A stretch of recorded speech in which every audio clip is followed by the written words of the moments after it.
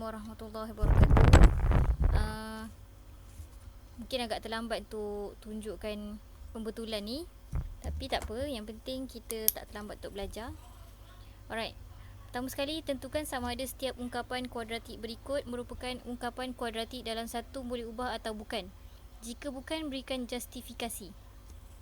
Okey, kita kena pasti apa itu ungkapan kuadratik. Okay, sebenarnya soalan ni agak bonus lah. Sebabnya memang bab ni ada yang tanya, Ustazah, macam kita tak belajar je. Bab ni kita tak habis belajar. Bukan kita tak belajar, okey, kita tak habis lagi. Kita baru sentuh pengenalan je, bentuk kuadratik, macam tu lah pengenalan. Alright. So kita terus kepada apa itu ungkapan kuadratik. Okay, ungkapan kuadratik adalah semua kuasa 2. Contoh A X kuasa 2 tambah BX tambah C. Kuasa yang terbesar dia adalah kuasa 2. Itu adalah ungkapan kuadratik. Okay, sekarang ni kita buat pembetulan . Okay, 4X kuasa 2 tolak 3X tambah 7, dia adalah ungkapan kuadratik sebab kuasa terbesar dia adalah 2 dan dia tak ada pemboleh ubah macam-macam. Sehingga dia ada X saja. Okay, dia adalah boleh ubah. Dan soalan nombor 2, dia adalah bukan kuadratik sebab kuasa tertinggi dia adalah kuasa 3. Tulis ayat penuh sebab kuasa 3. Dan yang ketiga pula, dia juga adalah ungkapan kuadratik. Tengok, X yang terbesar adalah kuasa 2. 6 ni tak ada X. Okay, yang keempat, soalan keempat, okay, dua-dua kuasa 2 tetapi 1X 1Y, dia ada 2 pemboleh ubah. Maka dia bukan kuadratik. Yang kelima ni, kuasa tertinggi dah ada 2 dan tak ada pemboleh ubah yang lain, dia adalah kuadratik. Last kali nombor 6 ni, mungkin ada kekeliruan sikit, kita boleh selesaikan dia. 5X kuasa 2 tolak 2X kuasa 2 tambah 10. 5X kuasa 2 tolak 2X kuasa 2 ni boleh selesaikan sebab X kuasa 2 ni dikira macam ada salah satu, dia adalah satu benda. Jadi 5 tolak 2 sama dengan 3X kuasa 2 tambah 10. Maka kuasa terbesar dia adalah 2 dan juga dia adalah ungkapan kuadratik. Alright, kita pergi soalan 2. Soalan B. Soalan B iaitu soalan ke-7. Sebenarnya soalan ni ada kesilapan typing. Masa Ustazah copy dia punya soalan base nya ni, ada benda yang terlari, iaitu ni kuasa yang dia punya asas ni.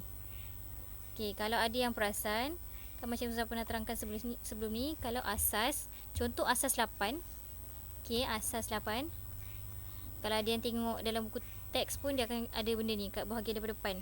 Bahagian depan apa nama dia, bab asas nombor ni. Asas 8 dia hanya terdiri daripada nombor sifar 1, 2, 3, 4, 5, 6, 7. 8 tidak terlibat. Jadi soalan ni sebenarnya salah kalau ada yang perasan. Maaf, saya tak terperasan. Masa tanda baru saya perasan. 1, 2, 3, 4, 5, 6, 7, 8. Dia ada 8 digit sahaja yang boleh terlibat dalam asas 8 ni. Jadi sebenarnya dia adalah 73 asas 8. Dan kalau asas 7 pula, dia hanya boleh terdiri daripada sifar 1, 2, 3, 4, 5, 6. Dia ada 7 digit. 1, 2, 3, 4, 5, 6, 7. Dia ada 7 digit. So sebenarnya dia adalah 1 sifar 1 asas 7. Dan asas 2 hanya terdiri daripada sifar dan 1. Ada 2 digit saja. Jadi dia adalah 1 sifar 1 1. 1 sifar 1 asas 2. Macam ni lah sebenarnya ini soalan dia. Kemudian tukar kepada asas 10. Tapi dalam masa yang sama, Ustazah perasan ada ramailah yang lupa untuk tukar kepada asas 10 ni macam mana. Asas 10 kita hanya perlu masuk dalam jadual, ingat tak? 7, 3, kita masuk dalam jadual tu.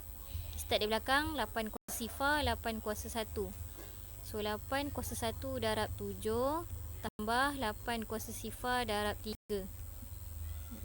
Dapat berapa? 8 kuasa 1 iaitu 8.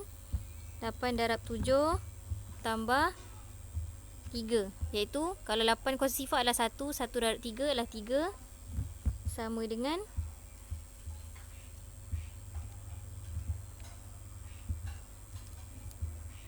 55. Sepatutnya dia adalah 59. 59. Maknanya 59. Pertamanya masa saya perasan, sebab bila saya tukarkan nombor tu, kenapa nombornya lebih besar, lebih daripada 100. Maksudnya soalan saya adalah salah lah. Saya salah salin soalan.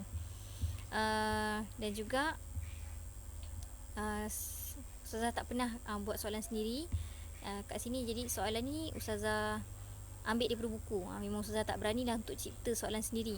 Sebabnya sebab macam mana cakap, soalan ni dia ada standard dia, standard yang kementerian dah letak. Jadi Ustazah ambil daripada guru-guru yang lain dah buat untuk jadikan latihan sama-sama.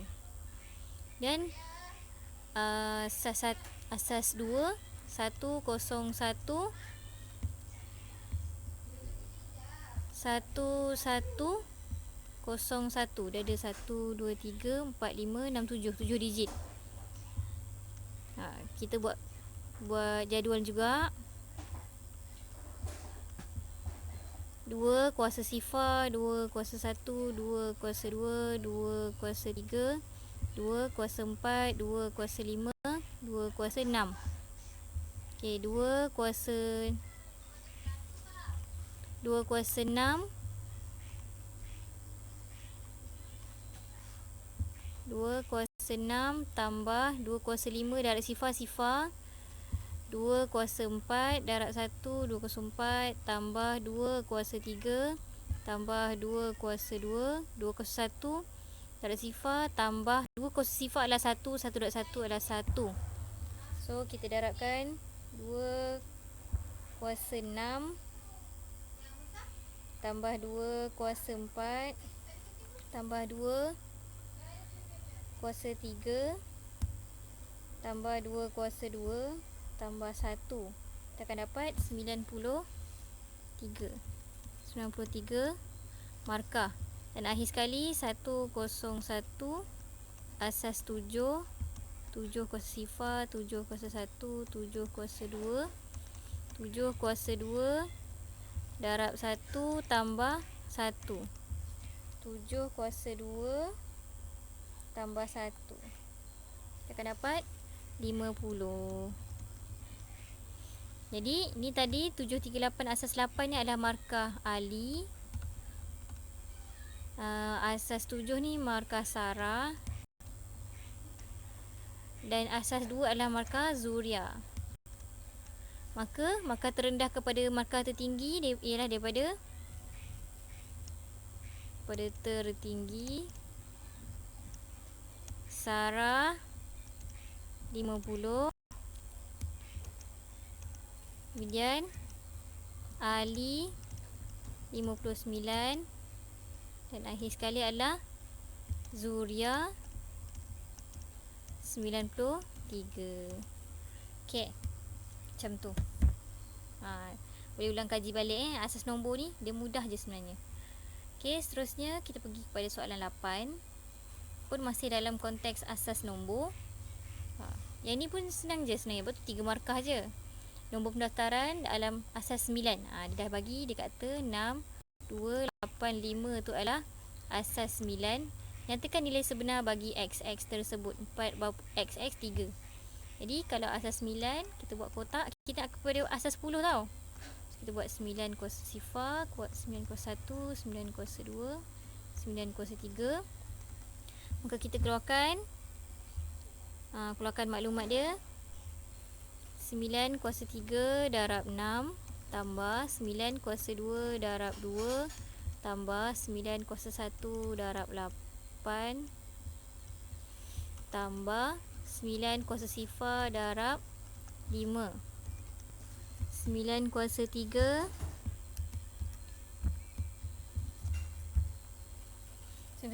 darab 6 sama dengan 4, 3, 7, 4. Kat sini ada yang hari tu ada silap kat bahagian last ni. 4, 3, 7, 4.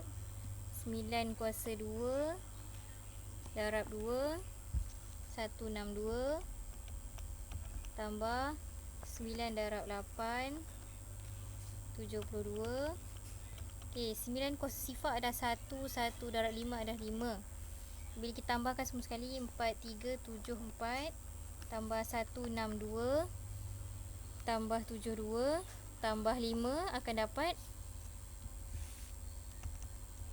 4, 6, 1, 3. Kita bandingkan 4 X 3. So X sama dengan 6, 1. Mudah je kan? Ada ramai lah macam tersilap kat sini. Rugi. Alright. So seterusnya adalah soalan matrix. Gambar rajah Venn menunjukkan set P, set Q dan set R. Diberi bahawa nilai, iaitu bilangan set P persilangan Q. P persilangan Q, kita tengok kat sini.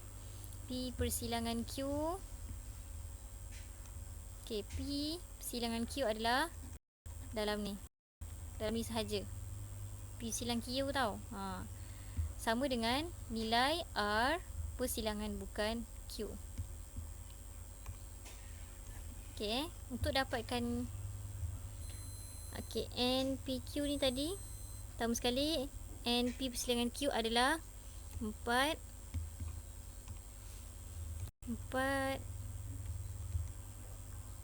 tambah X tambah 2 sama dengan R persilangan bukan P. Okay, mana kita nak dapat R persilangan dengan bukan P. Ni P, jadi bukan P.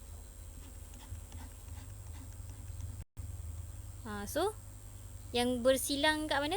Ni 3 dengan 8 sahaja. So kita tulis kat sini 3 tambah 8.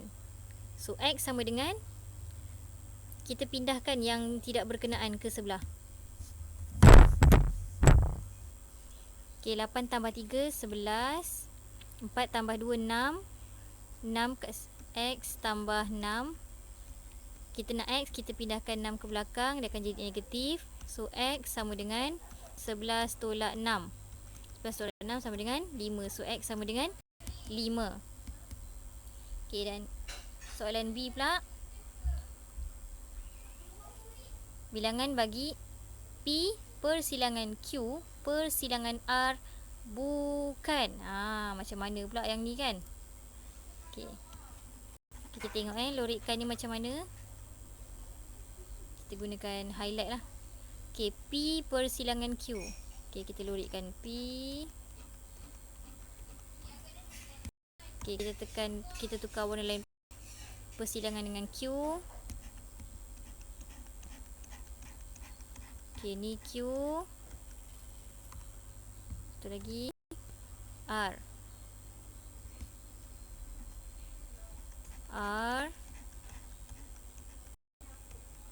Okay, sekarang ni yang mana persilangan dia? Persilangan dia adalah, yang ada 3 persilangan ni adalah di tengah-tengah ini. Itu X tambah 2. Tetapi dia kata P persilangan Q persilangan R yang bukan.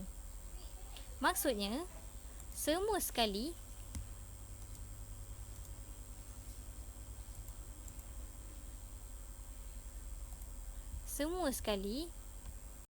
selain persilangan ni. Maksudnya yang tak termasuk X tambah 2 ni, maksud semua sekali lah, tetapi tidak termasuk X tambah 2. Boleh faham tak? Okay. So kat sini kita pun salinlah balik semua sekali. 3X tolak 2. Aku tak apa. 3X tolak 2 tambah 4 tambah 3 tambah 3X tambah 2 tambah 8 tambah X tolak 1. Okay, cukup tak semua sekali? 1, 2, 3, 4, 5, 6. 1, 2, 3, 4, 5, 6. Okay, cukup. Jadi tadi kita dah dapat X tau. Jadi sekarang ni dengan masukkan nilai X yang kita dah dapat atas tadi, kita carilah nilai N, bilangan bagi P persilangan Q persilangan R. Bukan, pelengkap. So 3X kat sini tambah 3X tolak X.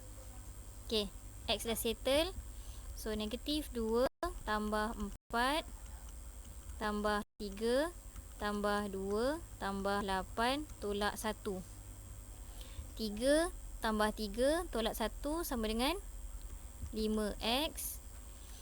Negatif 2 tambah 4 2. 2 tambah 3 5. 5 tambah 2 7. 7 tambah 8 15. 15 tolak 1 14. Tambah 14. So 5 darab 5 tambah 14. Kita akan dapat 25 tambah 14 sama dengan 20, 39. 39, betul tak? 2, 3 5 kali 5 tambah 14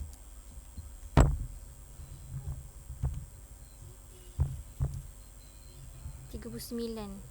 Sekejap, 36. Sekejap, saya ada tertinggal maklumat ke?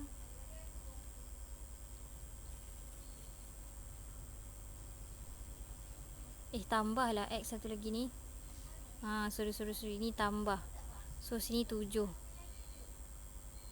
7X 7 7 5 35. 35 tambah 14 akan dapat 49. So jawapannya adalah 49. Okay. Right, dan last sekali. Last sekali kat sini cerita pasal rangkaian yang kita dah belajar baru je. Seminggu sebelum ujian. Kalau yang saya rasa ada kot yang tak masuk kelas, tapi pun sebenarnya boleh awak fahamkan daripada cerita dia kan, soalan dia yang dia nak. Okay, ada beberapa kisah yang saya nampak dia tak menjawab soalan lah. Okay, graf rangkaian di bawah menunjukkan laluan yang boleh digunakan oleh Daniel untuk ke sekolah. Okay, R ni rumah, J ni jeti feri, S sekolah, B bank, K KFC. Namakan laluan terpendek boleh lalui untuk sampai ke sekolah. Okay, ni rumah. Kalau nak pergi sekolah, maksudnya dia daripada rumah lah kan. So nak pergi sekolah, mana laluan yang terpendek? Okay, antaranya yang kita boleh nampak directly, dia lalu KFC. So RKS. RKS. Ada juga macam-macam cara tulis. Yang penting awak tulis. Kalau tiba-tiba tulis S je ataupun tulis R je, saya tak nak buat lah kan. Sebab itu tak jadi laluan, betul tak? Itu adalah satu destinasi. RKS iaitu dengan berapa? 2.5 tambah 5 jadi 7.5 kilometer. Okay, RKS. Kemudian kita tengok, kita buat semua, kita senaraikan je lah. Ustazah sendiri masa nak jawab ni Ustazah senaraikan. RKS jadi 7.5. RBS. RBS adalah 12 km. 2 tambah 10. Okey. Kemudian dia lalu JT. Kalau dia lalu JT berapa? RJS 8 tambah 4.5 12.5. Okey, cuba kita cari ada lagi tak yang pendek lagi? Okey, kalau dia lalu bank, lalu KFC, pergi sekolah. R B K S. RBKS. RB BK 2 tambah 4 6. 6 tambah 5 9. Nampak macam jauh, tapi sebenarnya baru 9 km. Okey, seterusnya lagi ada lagi tak? Kita tengok. RBKS, RKJS, RKJS. Ada yang cuba RKJS. RKJS. RK 2.5 tambah J 5.5 tambah S 5 9 10. Oh, lagi pendek kan? Macam tak percaya kan. RKJS adalah 10 km saja berbanding RBS dan RJS yang 12.5 ni. Okay, ada lagi tak? RKS, RJS, RBS, RBKS, RKJS. So, yang terpendek adalah RKS, RBKS,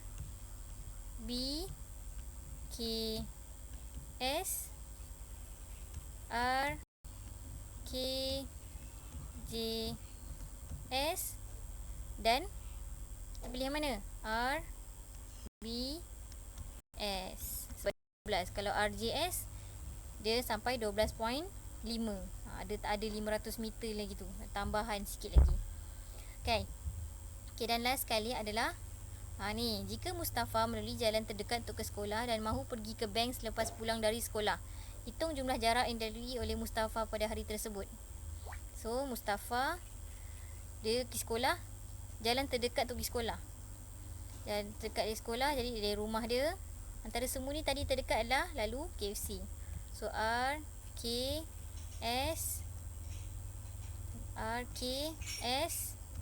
7.5. Kemudian balik tu dia nak pergi bank. Dia pergi bank dia pergi mana? Balik rumah lah. Rumah. Ada yang ramai, adalah berapa yang dah sampai bank tu dia tak balik rumah. Macam MySejahtera sekarang, dah check in tak check out, waktu tidur kat kedai. So, setelah pulang dari sekolah, hitung jumlah jarak dilalui Mustafa pada hari tersebut. So, tadi kita tengok ni kan.